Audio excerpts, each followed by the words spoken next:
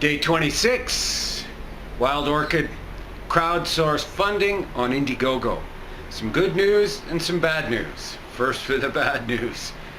Last night I had a friend on the telephone. He was in Melbourne, Florida, and he went on to the Indiegogo site to make a donation, and it wasn't as quick and as easy. It took some time. It was rather sort of chunky, as he said, but it went through. So the donation went through, but I didn't receive an email. The total didn't increase, and it doesn't show up anywhere, although he gets a receipt for it.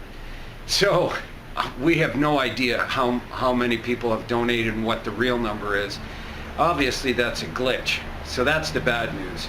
We're trying to figure that out. The good news is this. Well, a couple of things, but the first thing that's good news is we're doing this not to get the money for crowdfunding, obviously. We're doing this because we have an objective and a plan.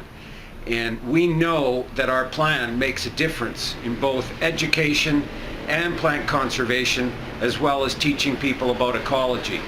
So nothing is going to get in our way from achieving that objective and rolling this plan out. And the other part of the good news is some very influential people are hearing what we're saying, and they're getting it.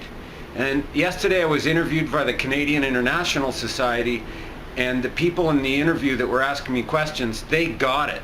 And when they did their story, which I'll share with you in a future, or I'll email it, you'll see it, the Canadian International story.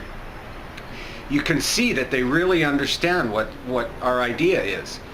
And that's critical, but it's all a process. And the process requires a lot of practice. You have to practice the pitch in order to tighten it up, to be able to relay it correctly and be able to convey it to the correct people. And that's what's happening. It's becoming easier and easier as it becomes more and more clear. So this is a very achievable objective that we have, and it is going to be achieved.